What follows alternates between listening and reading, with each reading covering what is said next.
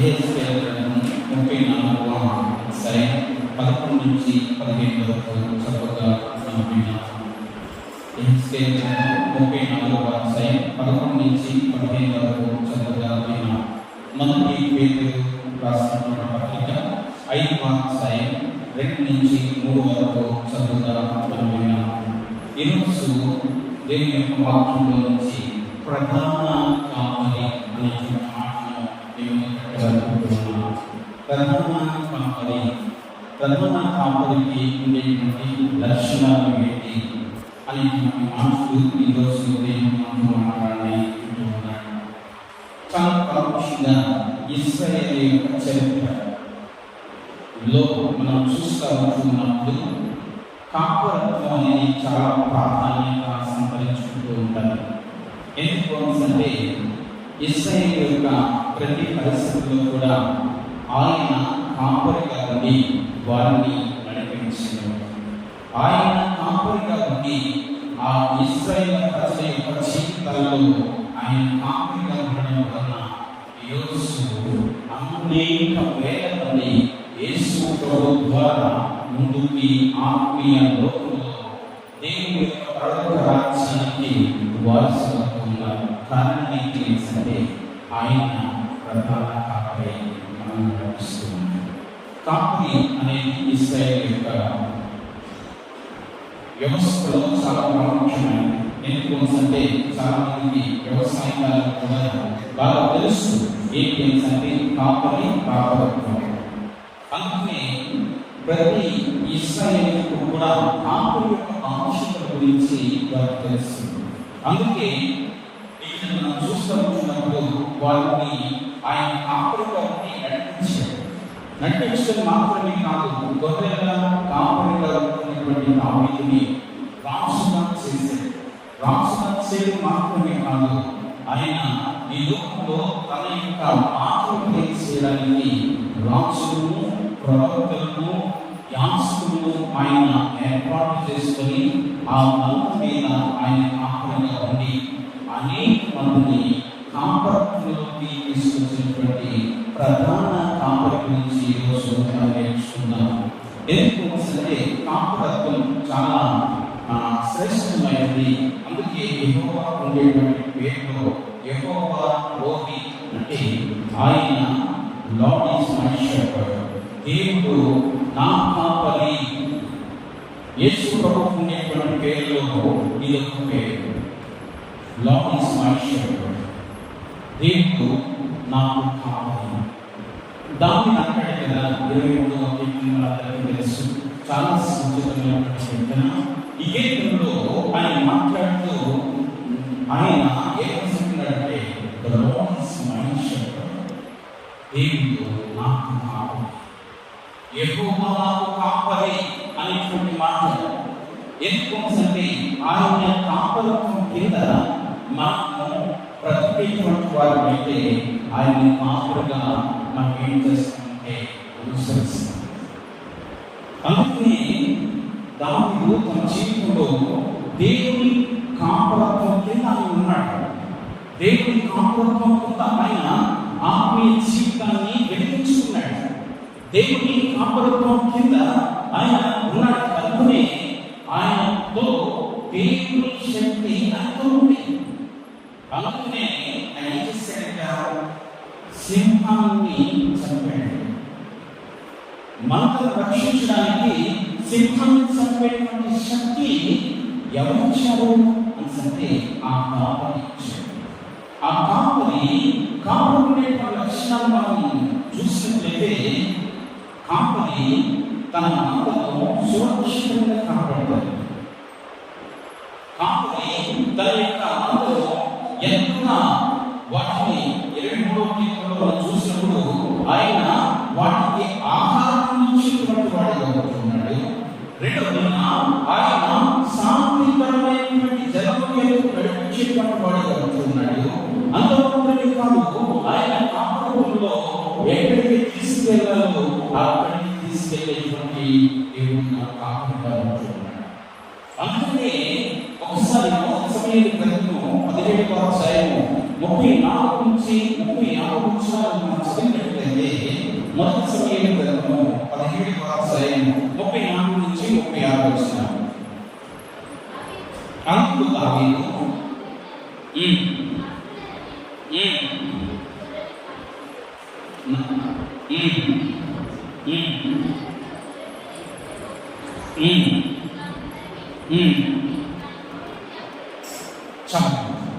ఇక్కడ కాపాడుకునేటువంటి లక్షణాన్ని ఆయన తెలియజేస్తూ ఉన్నాడు.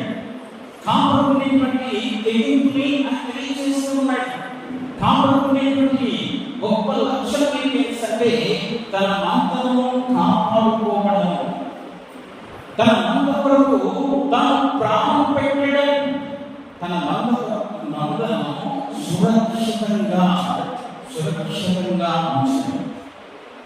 అందుకని దావీదు తన కాపురం కింద కూర్చున్నటువంటి ఆ మందను ఆయన కాపాడాడు, సురక్షితంగా కాపాడాడు. జంతు బాధ నుంచి ఆయన కాపాడాడు, మృగముల నుంచి ఆయన కాపాడాడు. అంత మాత్రమే కాదు, వాటికి ఏ హాని జరగకుండా కాపాడాడు. అందుకనే ఆయన కాపరి. అందుకే ఆయన కాపరే, ఆయన గొర్రెల కాపరే. గొర్రెల కాపరకు మళ్ళీ చాలా తక్కువ పని, కానీ దానిలో కూడా ఆయన నమ్మకంగా చేశాడు. గొర్రెల కాపరి దావీదు అతి చిన్నవాడు, వారిలో చిన్నవాడు అయితే ఆయన్ని గొర్రెల కాపరిగా పంపిస్తే ఆయన గొర్రెలకి కాపురుగా ఉండి ఆ గొర్రెలను సంరక్షించాడు.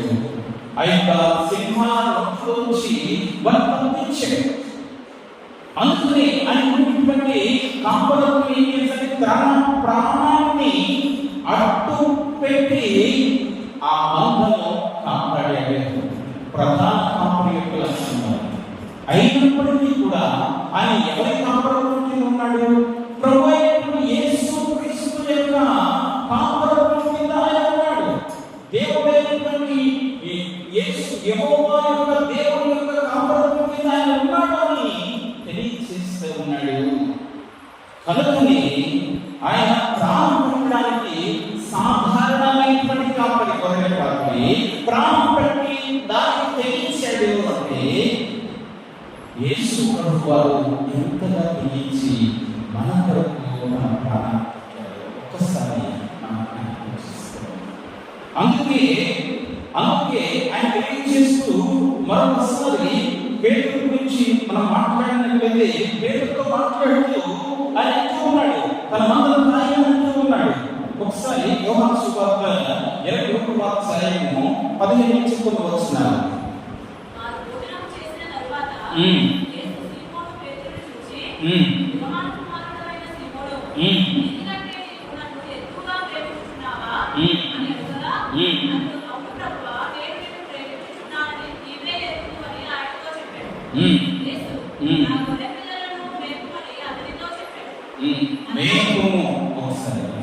మేకును అని చెప్పాడు, తర్వాత కాయము అని చెప్పాడు, తర్వాత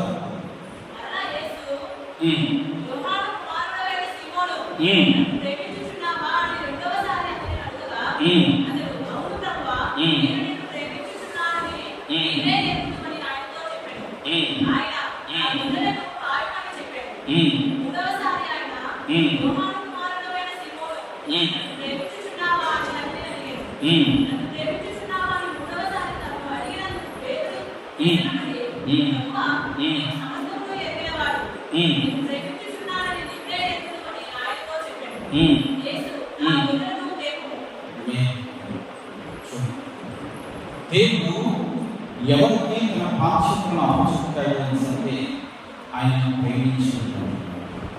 ఆయన అత్యధికంగా ప్రేమించినటువంటి వారికి తన బాధ్యతను ఆయన అప్పచెప్తాడు. ఆయన ఎలాగా బాధ్యతను అప్పచెప్తూ ఉన్నాడు? పేతురు యేసు ప్రభు వారికి అతి సన్నిహితమైనటువంటి శిష్యుడు. అతి సన్నిహితమైనటువంటి శిష్యుడు యేసు ప్రభు పునరుత్థానం యొక్క పరిస్థితులను తెలుసుకుని ఆయన నిజంగా మార్పు చెంది ఆయన దేవుడిని ప్రేమించినటువంటి రీతిని ఆయన తెలియజేస్తూ ఉన్నప్పుడు దేవుడు తనకు ప్రత్యక్షతనిచ్చాడు. ఎలాంటి ప్రత్యక్షతనిచ్చాడు? ఎలాంటి ప్రత్యక్షత అయితే ఆయన క్రీస్తు అనేటువంటి మాటని పేతురే వాడాడు. రాబోవాడు నీవే అనేటువంటి మాటను పేతురే వాడాడు. కనుక తన జీవితంలో ఆ పేతురుతో దేవుడు కాన్వర్సేషన్ లేకపోతే మాట్లాడేటువంటి విధానం చూస్తూ ఉంటున్నప్పుడు ఆయన తన మందలో మేకము గాయము అనేటువంటి మాటలను పేతురుకి దేవుడు యేసు ప్రభువు వారికి ఇచ్చాడు. అంటే మందం మీద కాపురత్వం అనేది దేవుడి ద్వారా వచ్చింది అనేది మనం గ్రహించాలి. యేసు ప్రభువు వారే చెప్తూ ఉన్నారు. యోహాను సువార్త 10వ అధ్యాయం మొదటి కొన్ని వచనాలు మనం చదివినట్లయితే ఆయన తెలియజేస్తున్నాడు ఏమిటంటే ఆయన ద గుడ్ షెపర్డ్, నేను మంచి కాపరిని, నేను మంచి కాపరిని అనుకుంటున్నాను. మంచి కాపరి తన గొర్రెల కొరకు ప్రాణం పెడతాడు. మంచి కాపరి తన గొర్రెలను సురక్షితమైనటువంటి ప్రదేశాలకు నడిపిస్తాడు. మంచి కాపరి చెదిరిపోయినటువంటి గొర్రెలను మరణాన్ని తీసుకొని వచ్చి మందలో కలుపుతాడు. మంచి కాపరి తన మందను ఆయన కాయవాడుగా మేపువాడుగా సంరక్షించేటువంటి వాడుగా అంత మాత్రమే కాదు, ఆ గొర్రెలను కాపరికి ఉండేటువంటి సమాప్తి మనం చూసినట్లయితే ఆయన అంటూ ఉన్నాడు, నా గొర్రెలు నా స్వరము విను. ఆ కాపరి ఎక్కడ ఉన్నప్పటికీ కూడా అవి ఆయన యొక్క స్వరాన్ని అవి వింటాయి. కారణం ఏంటి? కాపరి తన కొరకు ప్రాణం పెట్టాడు. కాపరి తన కొరకు ఆయన ప్రార్థన చేస్తాడని, కాపరి తన కొరకు అనేక సార్లు నిద్రలేనటువంటి సమయాన్ని గడిపాడు. ఎందుకు అంటే కాపరి యోగక్షేమం చూసి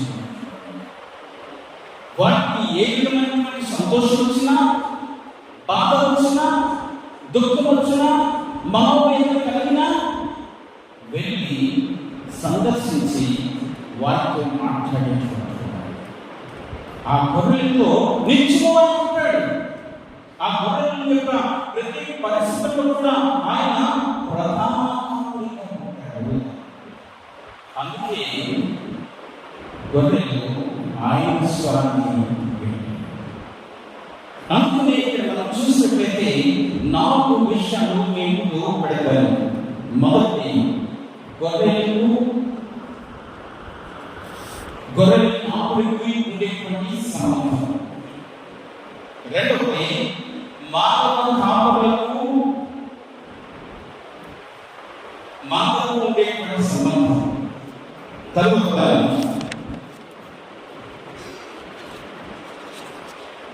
ప్రధాన కాపురికి ఉండేటువంటి విశిష్టత.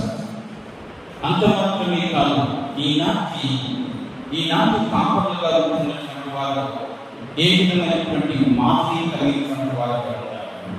ఈ 4 విషయాలు మనం నేర్చుకున్నట్లయితే మనము మంచి మందగా ఉంటాం, మంచి కాపురత్వం ఉంటాం. కాపురత్వం ద్వారా మనం దీవించబడితే ఆ దీవెన, ఆ యొక్క ఆశీర్వాదము, ఆ యొక్క మహిమ కిరీటాన్ని దేవుడు మనకు ఇవ్వడానికి సిద్ధంగా. కనుకనే దావీదు మాట్లాడుతున్నటువంటి మాటల్లో మనం చూసినప్పుడు ఆయన యెహోవా నా కాపరి. ఒకసారి పక్కనతో యెహోవా నా కాపరి, యెహోవా నా కాపరి. ఆయనతో వ్యక్తిగతమైనటువంటి సంబంధం ఉండాలి. ప్రతి ఒక్కరికి కూడా కాపరితో వ్యక్తిగతమైనటువంటి సంబంధం ఉండాలి.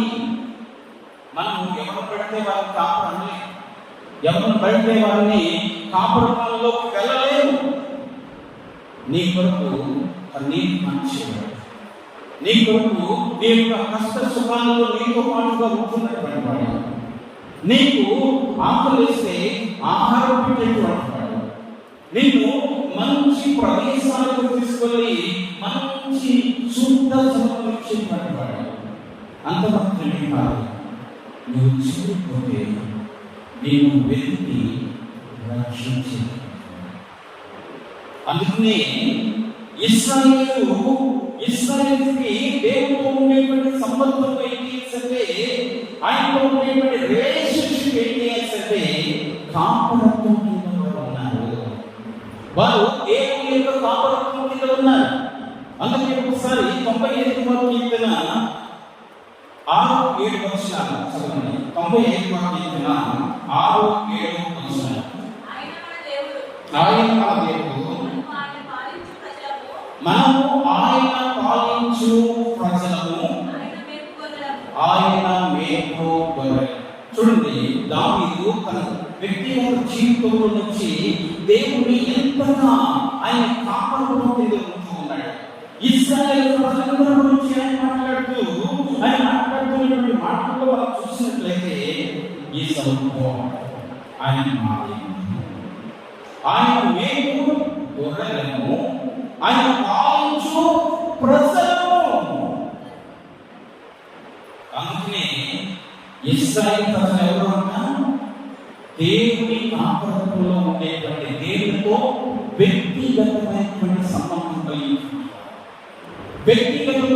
సంబంధం కలిగినటువంటి వారుగా వారు ఉండడం మాత్రమే కాదు, వారు దేవుణ్ణి వారు అంతగా మహిమపరుస్తూ ఉన్నారు. అందుకే ఒకసారి యెషయా గ్రంథం 40వ అధ్యాయం 11వ వచనం. యెషయా గ్రంథం 40వ అధ్యాయం 11వ వచనం. గొర్రెల కాపరి వలె ఆయన తన మందను మేపు. ఒకసారి గొర్రెల కాపరి వలె. గొర్రెల కాపరులు సరసంగా మనం చూసుకోవాలంటే గొర్రెల కాపరులు ఏం చేస్తారు? ఒకసారి మనం ఆలోచించాలి. గొర్రెల కాపరులు ఏం చేస్తారు? వాటికి ఒక స్థలం ఏర్పాటు చేస్తారు. అందుమాత్రమే కాదు, వాటికి ఆహారం ఎక్కడ దొరుకుతుందో అక్కడ తీసుకెళ్తారు. తీసుకెళ్ళడం మాత్రమే కాదు, సురక్షితంగా మరలా తీసుకుని వచ్చి ఆ గొర్రెలు వాటిని ఉంచుతారు. వచ్చుడు మాత్రమే కాదు, వాటికి ఆహారం అందకపోతే వారు ఏం చేస్తారంట, వారు ఉండేటువంటి కళ ద్వారా వాటిని అందిస్తారు, ఆహారాన్ని అందిస్తారు. ఒకవేళ ఆ మంటలో ఏదైనా తప్పకపోతే వీటన్నింటినీ కూడా వాటికి ఎందుకంటే అన్ని కలిసి ఉన్నాయి కనుక ఆ చెదిరిపోయినటువంటి గొర్రెలను వెతికి రక్షించి ఆయన ఏం చేస్తాడంటే ఆ గొర్రెలను తన భుజంలో చేసుకుని సంతోషంతో వాటిని ఆయన అందులో దొరుకుతుంది. అది గొర్రెల కాపుల యొక్క లక్ష్యం. గొర్రెల కాపులు వారికి ఉండేటువంటి లక్ష్యం ఏంటంటే వాటికి మేత ఎక్కడ దొరుకుతుందో మేత ఎక్కడ దొరుకుతుందో తెలిసినటువంటి వారు.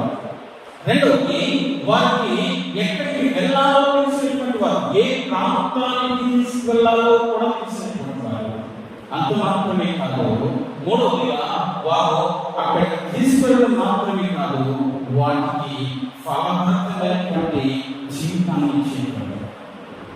అందుకని ఇక్కడ మనం చూసినప్పుడు గొర్రెల కాపరులే అంటున్నాడు. అంటే గొర్రెల కాపరు ఏ విధంగా సహాయం చేస్తాడు, అలాగే దేవుడు కూడా వారికి సహాయం చేస్తున్నాడు. దేవుడు నిజమైన కాపరి. ఆయన మీద నమ్మకం వచ్చిన వారు ఎవ్వరు కూడా నిరాశ చెందరు. పక్కన వారు చెప్పండి, నిరాశ చెందరు. నిరాశ చెందవద్దు. ఎందుకంటే మన కాపాడండి ప్రధాన. ఆయన మీద నమ్మకం వస్తే మనం నిరాశ పొందవలసినటువంటి అవసరం లేదు. అందుకని ఆయన కేవలం మనల్ని మాత్రమే చూడు, ప్రతి ఒక్కరితో కూడా వ్యక్తిగతమైనటువంటి సంబంధం కలిగి ఉంటాడు. ప్రతి ఒక్క గొర్రెతో కూడా ఆయన వ్యక్తిగతమైనటువంటి సంబంధాన్ని కలిగి ఉంటాడు.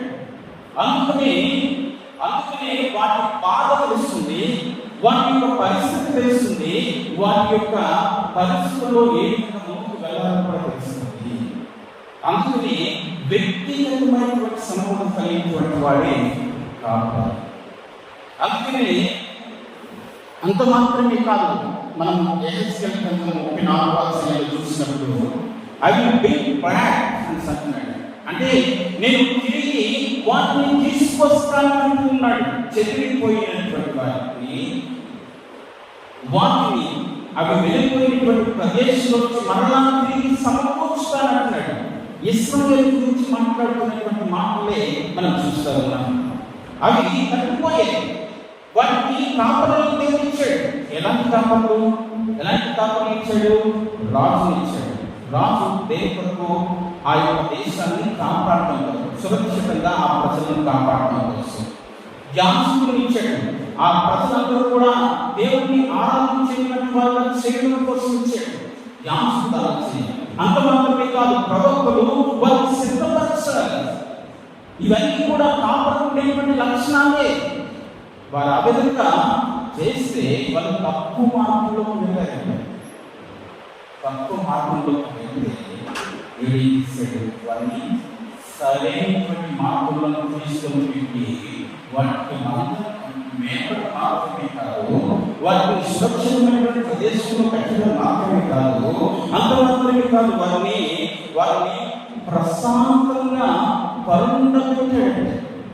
చూడండి, మేపడం మాత్రమే కాదు, శాంతికరమైన జలం మీద ఉంచాడు. చాలాసార్లు వారి యొక్క జీవితంలో, లేకపోతే గొర్రె కాపుల జీవితంలో ఆ యొక్క గొర్రెను వెతికి రక్షించినంత వరకు కూడా వారి ప్రాణము చాలా కష్టపడిపోతుంది. ఎందుకంటే అది మూగదైనా పనికి రాదు అనుకునేటువంటి ఆ యొక్క గొర్రెనైనా మనం తీసుకొస్తే కానీ మనకు తెలుసు. లోకస్వామిలో తప్పిపోయినటువంటి గొర్రె గురించి మాట్లాడుతూ 100 గొర్రెలుంటే అందులో 99 వాటిని ఒకటే పెట్టేసి ఆ తన ప్రాణం 99 మంది నీతిమంతుల కంటే దేవుడు కావాల్సింది ఏంటంటే పాపి రక్షించడం. క్రైస్తవ సంఘానికి దేవుడు ఇస్తున్నటువంటి మాటలు ఏంటంటే, నీ చుట్టూ ఉన్నటువంటి వారు, నీ మనలో వచ్చి తప్పిపోయినటువంటి వారిని సమకూర్చుకోవాల్సినటువంటి బాధ్యత ప్రజలు. ఎవరైతే కాపాడుతూలో ఉంటూ ఉన్నారో వారందరూ అందుకే వ్యక్తిగతమైనటువంటి సంబంధాన్ని కలిగి. అందుకే దావీదు తన జీవితంలో చెప్తూ మాట్లాడుతున్నటువంటి మాటలు చూస్తే ఏంటి అంటే, ఆయన రాసు 23వ కీర్తన రాస్తున్నప్పటికీ ఆయన రాసినప్పటికీ కూడా తన పాప వృత్తిని తెలియచేయడానికి సిగ్గుపడలే. ఈరోజు మనము ఈ స్థాయి వస్తాం. మన యొక్క గత చరిత్ర ఏంటి? మన గత చరిత్ర చెప్పం. కానీ దావీదు మహానుభావుడు. ఆయన తన జీవితంలో తన ఉండేటువంటి గత చరిత్రను, తన వృత్తి గొర్రెలు కావాలంటే అప్పుడు కూడా దావీదు రాజుగా ఉన్నప్పటికీ కూడా నీచమైనటువంటి వృత్తే. కానీ ఆయన చెప్పుకోవడానికి సిగ్గుపడాలి. కారణం ఏంటి? యథార్థ. మన జీవితంలో దేవుని యొక్క బిడ్డలుగా ఉంటున్నటువంటి ఏ ఒక్కరైనా నేర్చుకోవాల్సింది ఏంటంటే, మన గత స్థితిలో నుంచి దేవుడు ఏ విధంగా మనల్ని పైకి లేవనెత్తాడు. ఆయన పాపరత్వంలో నీవు ఉంటే నీ స్థితి ఏదైనా, నీ స్థితి బదులు మార్చేటువంటి దేవుడు నీతో ఉన్నాడు. కాబట్టి నువ్వు ఎలా ఉండాలి? నీ వృత్తి చెప్పుకోవడం సిద్ధం కాదు. ఎందుకంటే నువ్వు పోషించబడింది ఆ వృత్తిలోనే. దావీదు గొర్రెలు కాపాడుతున్నప్పుడే, ఆయన ఆ వృత్తిలో ఉంటున్నప్పుడే ఈరోజు రాజు అయినప్పటికీ కూడా నేను ఆయన కాపురత్వంలో ఎదిగినటువంటి వాడిని. నేను రాజు అయినప్పటికీ కూడా నేను ఎక్కడి నుంచి వచ్చానో నాకు బాగా తెలుసు. నీ స్థితి తెలిస్తే నీ పరిస్థితిని మార్చవచ్చు. అందుకని ఆయన అంటున్నాడు, ఆయన వ్యక్తిగతంగా దేవుడితో సంబంధం కలిగి ఉన్నాడు. దావీదు వ్యక్తిగతంగా ఆయన తనను గొర్రె పిల్ల వలె ఆయన అంటున్నాడు. దేవుడి కాపురత్వం కింద దావీదు ఉంటూ నేను గొర్రెపిల్లను, నువ్వేం చెప్తే అది చేస్తాను అని ఆయన కాపురత్వం యొక్క ఆయన దేవుడి కాపురత్వం కిందకి వెళ్ళాడు. ఇశ్రాయేలు రాజు అయినప్పటికీ కూడా దేవుడు తన ప్రజలకు ఆయన కాపరి, నా యొక్క గతస్థితి ఇది అని దేవుడి ముందు ఒప్పుకుంటూ ఉన్నాడు. తన కష్టాలు, తన శ్రమలు, తన శోధనలు, తనకున్నటువంటి ప్రతి పరిస్థితుల్లో కూడా తను సిగ్గుపడలేదు. ఆయన తన వృత్తి ఏంటి అంటే గొర్రెల కాపురిని అని చెప్పుకున్నాడు. రాజు అయినప్పటికీ కూడా ఈరోజు ఉన్నతమైన స్థితిలో వెళ్ళిపోతే ఎవరు చెప్పుకోరు.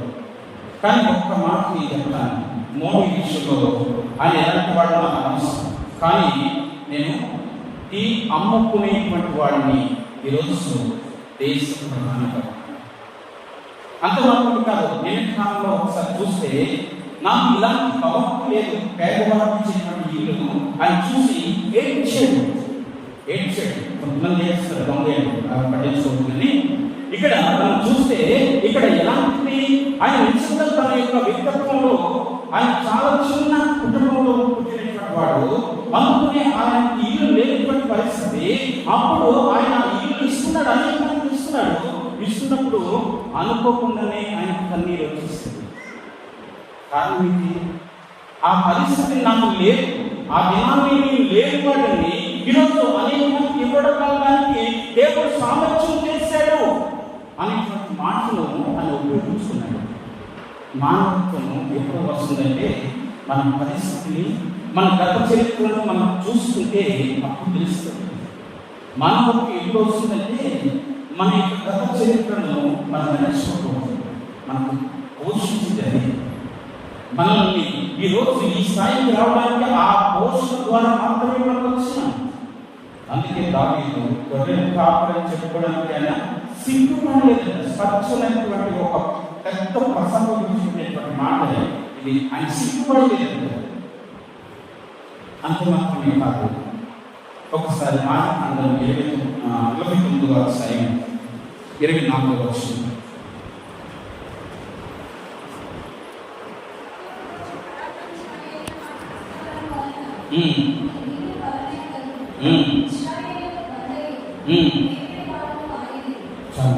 ఇశ్రాయేలును మేపెట్టేవాడు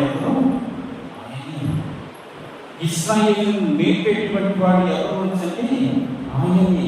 అంత మాత్రమే కాదు, మరొక మాట చూస్తున్నాం. కీర్తన గ్రంథము 28వ అధ్యాయం 9వ వచనం. 28:9.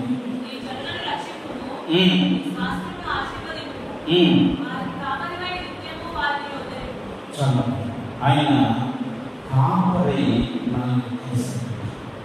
ఇశ్రాయేలుకి కాపరై ఆయన పేరు అంటే వారు ఉండేటువంటి ప్రతి పరిస్థితిని కూడా ఆయనే బాధ్యత వహిస్తున్నాడు. ఆయన ఉద్ధరించడం అంటే ఆయన వాళ్ళని ఆశీర్వదించడానికి అన్ని కష్టాలు ఆయన పడతాయి. ఆయన ఉద్ధరించేటువంటి కాపరి. అంత మాత్రమే కాదు, మనం చూసినట్లయితే ఎబ్రేయులకు రాసినటువంటి పత్రిక 13వ అధ్యాయం 20వ వచనం.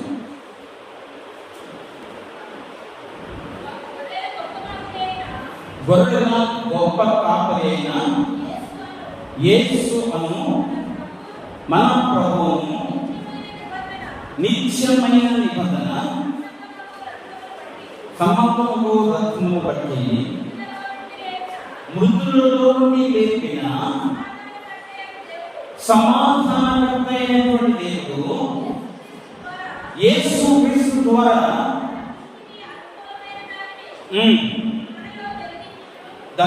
జరిగిస్తూ ప్రతి మంచి విషయంలోనూ తన చిత్త ప్రకారం చేయుటకు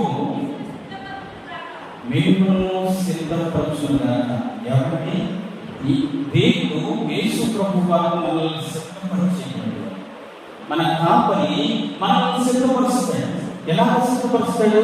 ఆయన మనల్ని ఉద్ధరించడం మాత్రమే కాదు, ఎలా ఉద్ధరిస్తాడు అంటే తన ప్రాణం పెట్టినట్టుగా. ఎలా ప్రాణం పెట్టాడు అంటే ఆయన కాపరి కనుక, ఆయన గొప్ప కాపరి కనుక ఆయన ప్రతి పరిస్థితుల్లో కూడా మనల్ని సిద్ధపరుస్తాడు. మన పట్ల శ్రద్ధ వహిస్తాడు. మన పట్ల వాచ్మ్యాన్ లా ఉంటాడు. వాచ్మ్యాన్ సరిగ్గా పనిచేయడం లేదు, కానీ వాచ్మ్యాన్ ఎలా పనిచేస్తారంట? ఏదైనా ఒక ఇలా లోన్ వచ్చిందంటే తక్కువని పట్టుకుంటారు. అలాగా దేవుడు మన జీవితాలని సరిచేసేటువంటి వాడిగా ఉంటూ ఉన్నాడు. నిజంగా నువ్వు ఆయన కాపరత్వంలో ఉంటే, నిజంగా నీవు కాపరత్వానికి నిన్ను సమర్పించుకుంటే ఆయన నిన్ను ఉద్ధరించడానికి ఇష్టపడతాడు. ఉద్ధరించడం మాత్రమే కాదు, నీ జీవితంలో పెను మార్పు తీసుకురావడానికి ఇష్టపడుతున్నాడు. అందుకని ఆయన ఎలా చేస్తాడంట? వాచ్మ్యాన్. మనకి ఏదైనా ప్రమాదం జరగకుండా ఆయన కాపాడుతాడు. ఆయన అట్టుగా ఉంటాడంట. ఆయన కాపాడుతూ కిందకి మనం వచ్చినట్టు. అందుకని ఆయన ఏం చేస్తాడంట? ఆయన మనల్ని ప్రిజర్వ్ చేస్తాడంట. అంత మాత్రమే కాదు, ఆయన మనల్ని సిద్ధపరుస్తాడంట. ఏం కొరకు? ఆయనతో ఉండేటువంటి అనుభవం కొరకు మనల్ని సిద్ధపరుస్తాడు. ఆయన మనల్ని సస్టైన్ చేస్తాడంట. మనకు కావాల్సినటువంటి ప్రతి ఆహారాన్ని కూడా జీవింపజేయడానికి కావాల్సినటువంటి ప్రతిదీ కూడా ఆయన సమకూరుస్తాడు. అందుకే ఆయన మన కొరకు తన ప్రాణాన్ని పెట్టడానికి వచ్చాడు. అందుకే దేవుడితో వ్యక్తిగతమైనటువంటి సంబంధం కలిగి ఉండాలి. క్రైస్తవులమైతే మన పిల్లలు క్రైస్తవులు కాదు.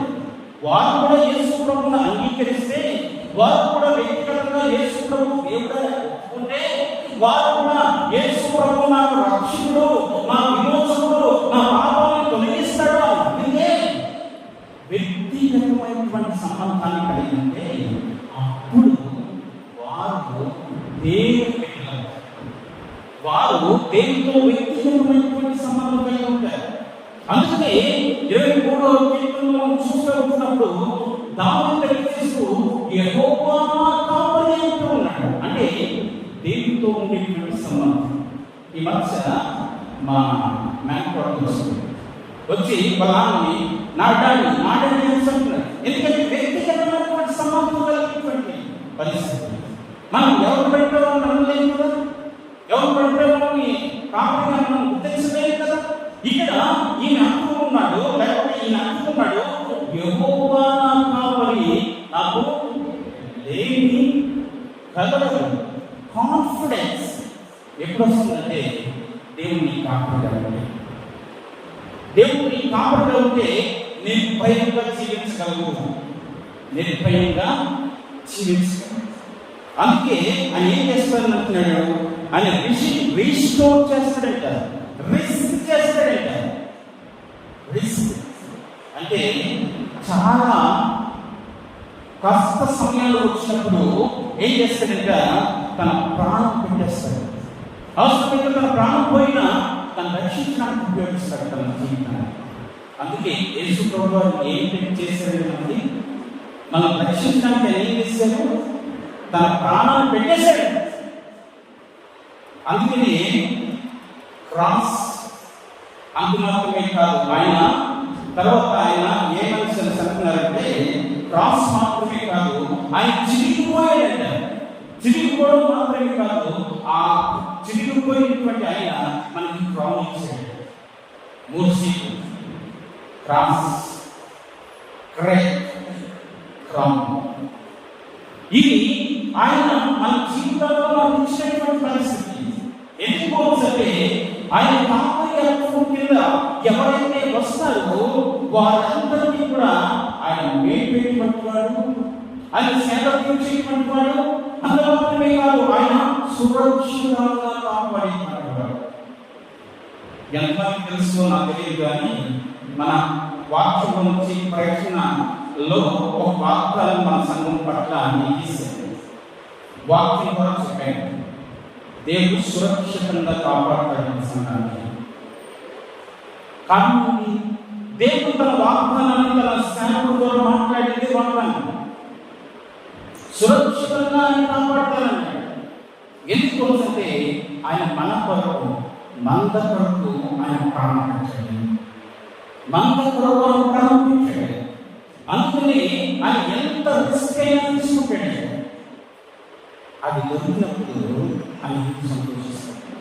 విశాలమైన పెట్టి ఆయన తీసుకెళ్ళాడు. రెండవ మాట చెప్తారు. రెండవ మాట హ్యూమన్ సెల్ఫోన్స్, మానవ కాపలు ఎలాగ ఉంటారు. మానవ కాపలు ఎలాగ ఉంటారు అంటే, మత నాయకులు, రాజకీయ నాయకులు ఎవరైతే దేవుణ్ణి కాపరిగా ఏర్పాటు చేసుకున్నారో వారు ధర్మశాస్త్రాన్ని అనుసరిస్తారు. అనుసరించినట్లుగా ప్రజలను సిద్ధపరచాలి. దేవుడు ఎందుకు వారిని కాపాడుతూ ఇచ్చాడు, నాయకులుగా ఎందుకు చేశాడు అంటే ధర్మశాస్త్రాన్ని అనుసరించేటువంటి వారిగా మనం చేయాలి. మాకున్నటువంటి బాధ్యతని ధర్మశాస్త్రాన్ని అనుసరించేటువంటి వారిగా చేయాలి. దాని ప్రకారంగా ప్రవర్తించేటువంటి వారిగా చేయాలి. వారిని వాగ్దాన దేశానికి నడిపించాలి. అనుసరిస్తే సరిపోదు, ఏం చేయాలంటే వాగ్దాన దేశానికి నడిపించాలి. నడిపిస్తే చాలాసార్లు విధేయత అనేది చాలా కష్టం. విధేయత అనేది చాలా కష్టమైనటువంటి పరిస్థితి. వెంటనే వినేటువంటి పరిస్థితి కాదు. విధేయత ఎప్పుడు వస్తుందా? విధేయత ఎప్పుడు వస్తుందా? అన్ని సమయాల్లో విధేయత సులువు కాదు. అన్ని సమయాలు మన కాపరులు, యాజకులు, ప్రవక్తలు వాళ్ళు ఏం చేస్తారట? దేవుని యొక్క ఆరాధనలోకి నడిపిస్తారు. దేవుని యొక్క ఆరాధనలో నడిపించడం ద్వారా వారికి నైతికమైనటువంటి విషయాలను, ఆత్మీయ సంబంధమైనటువంటి విషయాలతో పోల్చి చెప్పినప్పుడు ప్రజలు ఏం చేస్తారంట? దేవునికి లోపడతారు. దేవునికి లోపడతారు. దేవునికి ఆత్మీయ విషయాల్లో లోపడినటువంటి పరిస్థితిని కల్పించేది ఎవరో అంటే ఇక్కడ మనం చూసినప్పుడు ఆరాధనలో మనం నడిపిస్తూ ఉంటున్నప్పుడు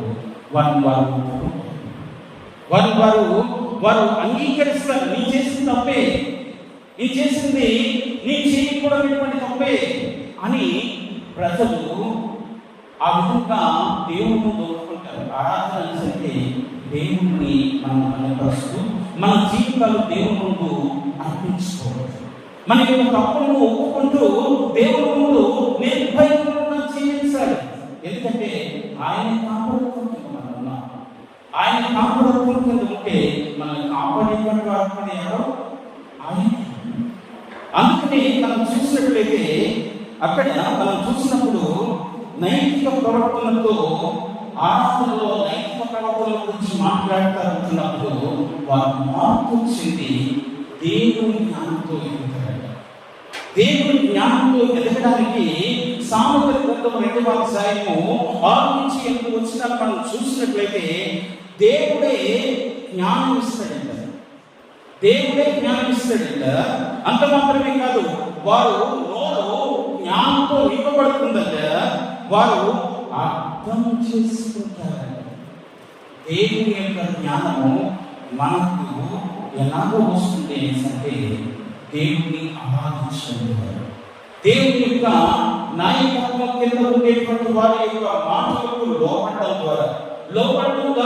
ద్వారా మాత్రమే కాదు, మన ఆనందంలో మనము తగ్గించుకొని దేవుడు ఒప్పుకోవడం ద్వారా ఎవరు ఏం చేస్తారంగా దేవుని జ్ఞానం ఇస్తుంది. దేవుని జ్ఞానం ఇవ్వడం మాత్రమే కాదు, ఆయన ఎలా చేస్తాడంగా మనకి మార్గనిర్దేశకుడుగా ఉంటాడు. మార్గనిర్దేశకుడుగా ఉండడం మాత్రమే కాదు, మనల్ని కౌన్సిల్ చేస్తాడు. ఒకసారి 119వ కీర్తన 105వ వచనం, 119వ కీర్తన ఒక్క నిమిషం చెప్పండి. ఉమ్, ఉమ్, ఉమ్, ఉమ్. చాలా ఆయన వాక్యము మనకి ఏంటంటే మార్గనిర్దేశం. మనల్ని ఆయన కౌన్సిల్ చేస్తాడండి. కౌన్సిల్ చేయమంటే సరైనటువంటి విధానంలోకి కనిపిస్తాడు. మార్గనిర్దేశం చేయడం మాత్రమే కాదు, కాబట్టినటువంటి లక్ష్యం ఏంటంటే మార్గనిర్దేశం మాత్రమే చేయడం కాదు, వారిని సరైనటువంటి మార్గంలో నడిపించడం. అంత మాత్రమే కాదు, వారికి శక్తిని ఇవ్వడం. శక్తిని ఇవ్వడం మాత్రమే కాదు, వారిని హృదయపూర్వకంగా ఇక్కడ మానవ కాపులు చేయవలసినటువంటి పని, వారి యొక్క శ్రమలలో శోధనలో ఉంటూ ఉన్నప్పుడు, వారి పరిస్థితుల్లో బాధలో ఉంటున్నప్పుడు దేవుడు ఇశ్రాయేలు ప్రజల జీవితాల్లో కాపులను తీసుకొచ్చాడు. ఎలాంటి కాపులను తీసుకొచ్చాడు? యెషయా. అప్పటికి యెషయా వచ్చినప్పటికీ వారి యొక్క పరిస్థితి ఏంటి? యెషయా వచ్చినప్పటికీ వాళ్ళ యొక్క పరిస్థితి ఏంటి? ఆయన చెప్తా ఉన్నాడు, ఎలాంటి వారి మధ్య నేను ఉన్నాను, ఎలాంటి ప్రజల మధ్య నేను ఉంటూ ఉన్నాను అని ఆయన చెప్తా ఉన్నాడు. ఎందుకంటే దేవుడు ఇశ్రాయేలు ప్రజల జీవితాల్లో వెలుగును నింపడానికి కాపరిని తీసుకొచ్చాడు. యెషయా అనేటువంటి కాపరి అపవిత్రమైనటువంటి పదవుల మధ్య నేను ఉంటూ ఉన్నాను అన్నప్పుడు దేవుడు ఆయన్ని వెలిగించాడు.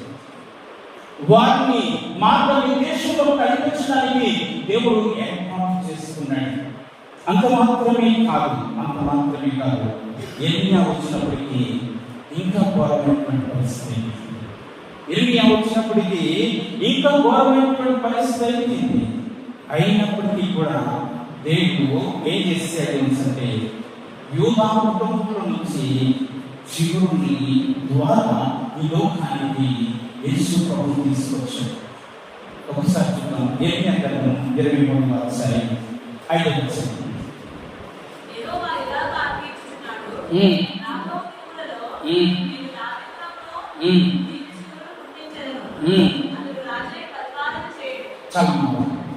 ఎంతమంది ప్రవక్తలు వచ్చినా, ఎంతమంది ఆ మార్గనిర్దేశకులు వచ్చినా, వారి జీవితాలు మార్పు చెందలేనప్పుడు యేసు ప్రభువే ఈ లోకానికి వచ్చేసాడు.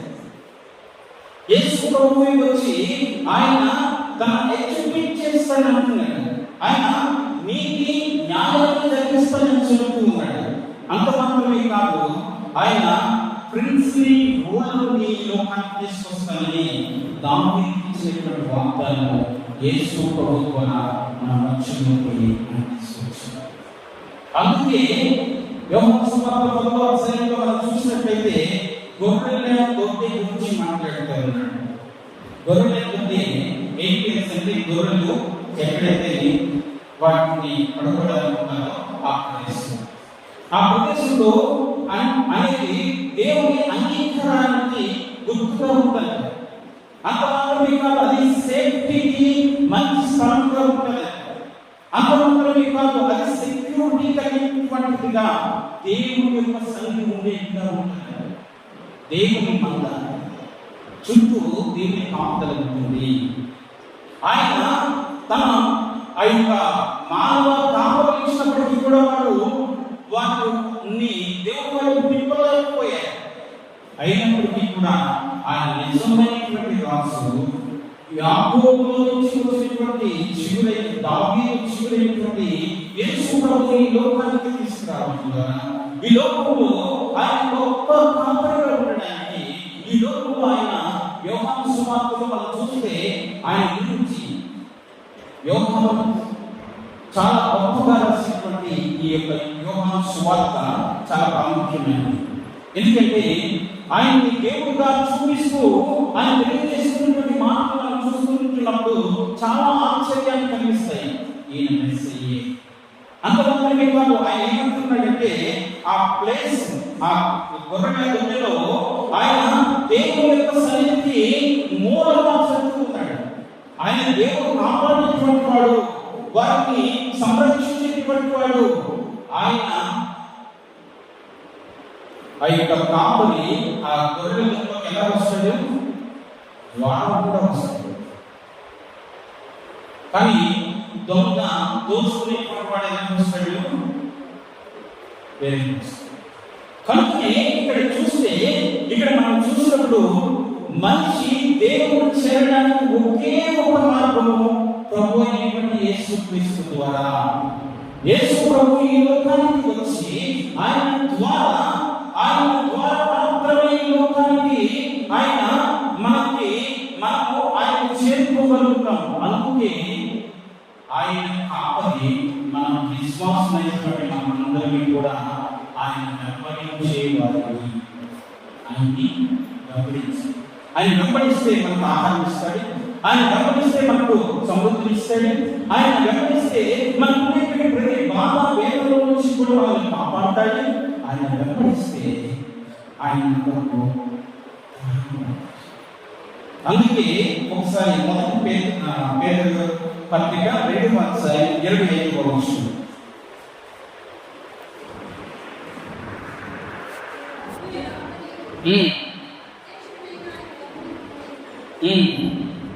దారి తప్పినటువంటి వారిని ఆయన ఆత్మల కాపురిగా ఆయన ఏం చేస్తాడంట? మనల్ని దారి తప్పినటువంటి మన జీవితాలు ఆత్మల కాపురిగా.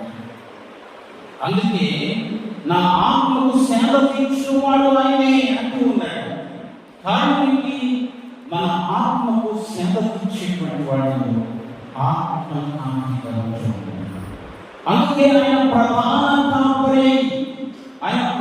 కాపురైనటువంటి దేవుడు. తర్వాత చివరిగా మనం చూసినట్లయితే మొదటి పేతురు 5:2 మనం చూసినప్పుడు పేతురు తన యొక్క కోపి పెద్దలతో మాట్లాడుతున్నటువంటి మాటలు ఏంటి అంటే, ఆయన ఏం చూశాడు అంటే దేవుణ్ణి ఆయన చూశాడు. దేవుడితో మంచి సంబంధం కలిగినటువంటి వాడిగా ఉన్నాడు. అంత మాత్రమే కాదు, ఆయన మరణాన్ని చూశాడు, పునరుత్థానాన్ని కూడా చూశాడు. అందుకని ఆయన ఐక్యత. అందుకే అక్కడ ఉన్నటువంటి పద్ధతులు కూడా తెలియజేస్తూ ఉన్నాడు. మనం ఎలా ఉండాలి అంటే సాక్షిగా ఉండాలి. అంత మాత్రమే కాదు, మనము దేవుని యొక్క పరిచయానికి ఏ విధంగా పిలువబడాలి? దేవుడు పిలిస్తే, దేవుడి పరిచయానికి వస్తే మనము దేవుని కొరకు గొర్రెల కాపురు ఏ విధంగా తీసుకుంటాడో తన ప్రాణం పెట్టేటట్టుగా. అంత మాత్రమే కాదు, ఆయన విసుగు చేసి ఆయన ఆ యొక్క మందలను కాపాడేటువంటి వాడు కదా. పెద్దలైనటువంటి మనము లేదా ఇక్కడ పేతురు ఆ యొక్క కాంటెక్స్ట్ లో మాట్లాడుతున్నటువంటి మాటలు మనం చూసినట్లయితే, నేను చూశాను దేవుడు ఆయన రక్షకుడైనటువంటి దేవుడు అని చూశాను. అంత మాత్రమే కాదు, ఆయన పునరుత్థానమైనటువంటి దేవుడిని చూశాను, ఆయన మెస్సీయని గ్రహించాను. అంత మాత్రమే కాదు, దేవుడి యొక్క మహిమలో నేను కూడా కొంచెం మహిమ వస్తుంది అని చెప్తూ ఉన్నాడు. ఎప్పుడు ఆయన మహిమ చూశాను, రూపాంతరమైనటువంటి పరిస్థితిని చూసుకుంటున్నప్పుడు దేవుడు మహిమను చూశాడు. అందుకే ఆయన మందకు మాదిరిగా ఉంటున్నాడు. మందకు మాదిరిగా ఉంటే ఎలాగ మనం ఎక్కాలి? ఆత్మీయంగా మనం ఎక్కుతూ మందను మనము ముందుకు తీసుకురావాలి. ఆత్మీయంగా మనం ఎదుగుతూ మందను తీసుకురావాలని పేరుపై తన సహచరులతో చూడాలన్నాడు. ఎగ్జాంపులరీ లైఫ్ అనేది వస్తుంది. ఎవరికైనా ఎగ్జాంపులరీ లైఫ్ అనేది చాలా వస్తుంది. అందుకే పేరు ఆయన చూశాడు, ఆయన మహిమలో పాల్పొందులు పొందాడు, ఆయన పరిచయంలో ఎన్ని కష్టాలైనా వచ్చినాయండి. యేసు ప్రభువారు ఎంత కష్టపడ్డాడో అంతకన్నా ఎక్కువగా ఆయన శిలువ మరణం పొందాడు. పేతురు శిలువ వేసినప్పుడు అంతకన్నా ఘోరమైనటువంటి పరిస్థితిని ఆయన పేరు చేశాడు. కారణం ఏంటి? ఎగ్జాంపులరీ మందు మనం ప్రాణం. అందుకే మన జీవితంలో దేవుడు ప్రధాన కాపరి. ఆయన తిరిగి వస్తాడు. ఆయన ఎప్పుడు కూడా ఆపలేదు. ఆయన వచ్చినప్పుడు ఎవరికి ఏమి ఇస్తాడట? మహిమ కిరీటం ఇస్తాడండి. ఆయన మహిమలో పాలుభాగస్తులుగా మనందరినీ కూడా ఆయన చేయడానికి ఇష్టపడుతూ ఉన్నాడు. అందుకని ప్రధాని కాపరి తిరిగి వచ్చినప్పుడు మనకి ఏం చేస్తాడంట? బహుమానం ఇస్తాడంట. ఆ బహుమానం ఏంటంట? వాడబారని మహిమ కిరీటం. వాడబారని మహిమ కిరీటం ఇస్తాడు. అంత మాత్రమే కాదు, ఆయన తిరిగి లేచినటువంటి వాడు. పేతురు చెప్తూ ఆయన తిరిగి లేచాడు, మరణించి తిరిగి లేచాడు, మరణాన్ని ధ్వంసం చేశాడు. ఆయన రక్షకుడు అని అంత మాత్రమే కాదు, దేవుడు పేతురుకి ఇచ్చినటువంటి ఆ యొక్క కాలింగ్ మనందరికీ కూడా చెప్తా ఉన్నాడు. ఆయన మహిమలో మనం పాలిభాగస్తులుగా ఉంటాం. కనుక మన ప్రధాన కాపరిని మనం అనుసరించినట్లయితే, మన ప్రధాన కాపరుల కింద మనం ఉన్నట్లయితే దేవుడు ఏం చేస్తాడంటే మనల్ని తన యొక్క గ్లోరీ మహిమలో పాలిభాగస్తులు చేస్తాడు. అందుకనే మనం ఒకసారి మత్తయి సువార్త 25వ అధ్యాయం 23వ వచనం 25వ అధ్యాయం 23వ వచనం.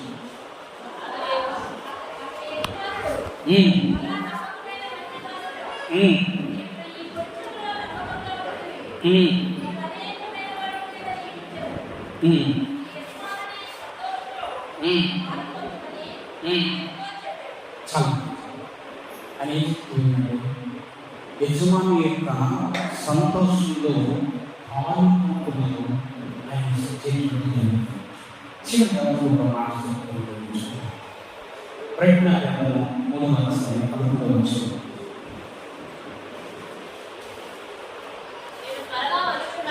ఆయన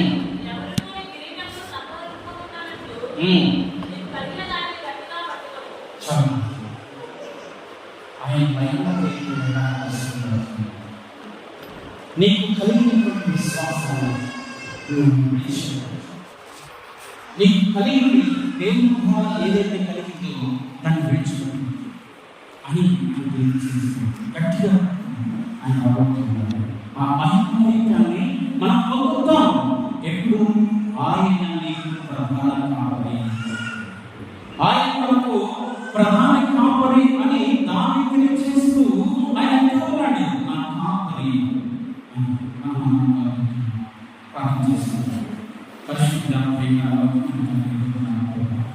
ప్రధాన కాపరి మీ కాపరితో మేముండటం ద్వారా మనల్ని సురక్షితంగా కాపాడేటువంటి ఆయన మనల్ని వేపేవాడికి కాసేవాడికి అంత మాత్రమే కాదు, సురక్షితంగా తండ్రి మాటను తండ్రి మీ గదికి చేర్చేటువంటి వాడిని ప్రభావ ఆయన మేము నేర్చుకున్నాం తండ్రి.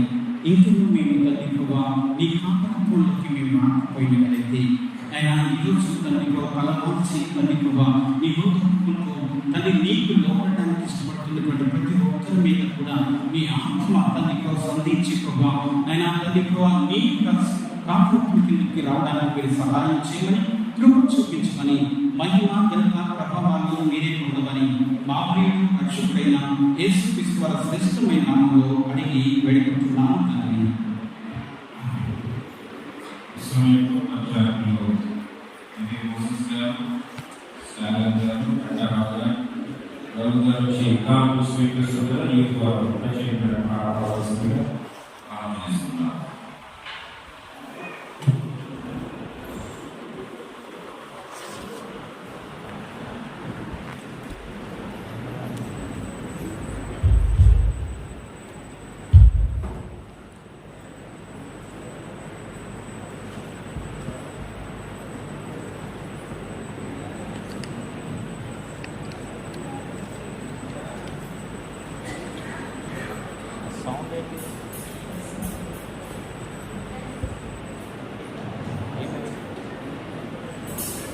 ఎందుకు వస్తుంది?